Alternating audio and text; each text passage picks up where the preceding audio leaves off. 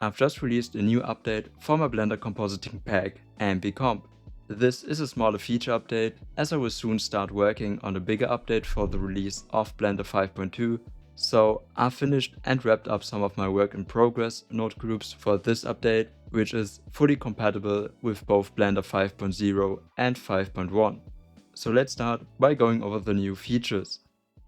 First, we have MP_dust particles, which uses animated textures to create some pseudo particles you can use as an overlay for your scene to add small details like dust flying around in your scene. You can change the speed and direction of the particles and also add some turbulence to them to have some randomness in their movement. You can also change the brightness and the size of the particles and add a color tint to them. I've also set up the option to change the zoom of the particle system and to add effects like depth of field and motion blur. The motion blur is calculated by using multiple instances of textures to determine the next and previous position of the particles. Just make sure to not overdo the motion blur, as higher values are likely to exceed the limitations of the low amount of instances and will probably look unnatural. Also keep in mind that changing the zoom will change the focal point for the depth of field, so you will most likely want to adjust the zoom first and then move on to the depth of field. Also, you can control the lens for the depth of field. Next we have MP_tape playback, which adds elements from VHS players like a playback timer and a display for the playback mode like play, pause, rewind and fast forward. First thing to do here is to change the FPS input of the effect to the frame rate of your scene so that the frame counter matches the seconds counter.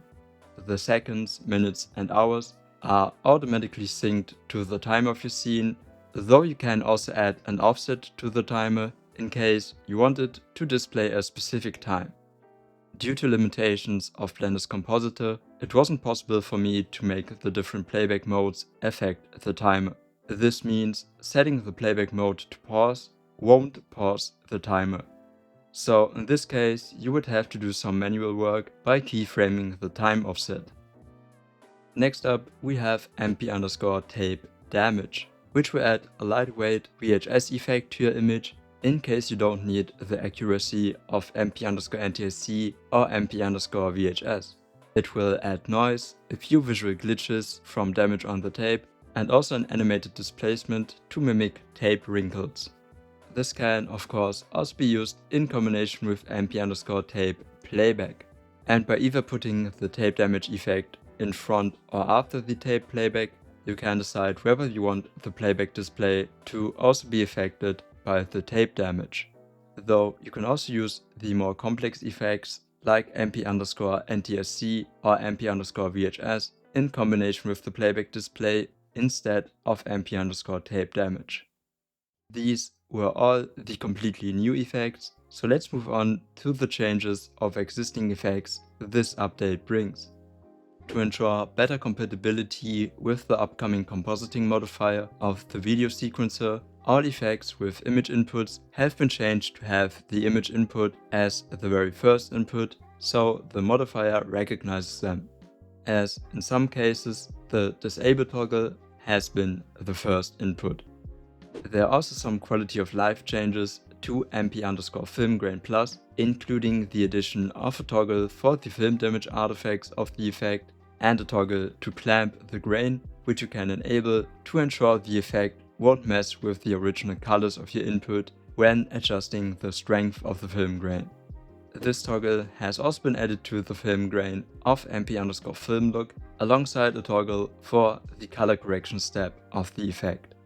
Also, the shadows lift and highlights gain values have been moved into the split tone panel, so you can disable the color correction and still be able to use the split tone effect.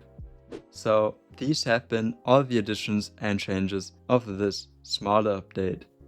As Blender 5.2 will make a bunch of changes to the compositor, like real-time playback in the traditional compositor, being able to use strings and text elements alongside a bunch of other data types like matrices and integer vectors, you can expect a bigger update for the next MP-Comp release.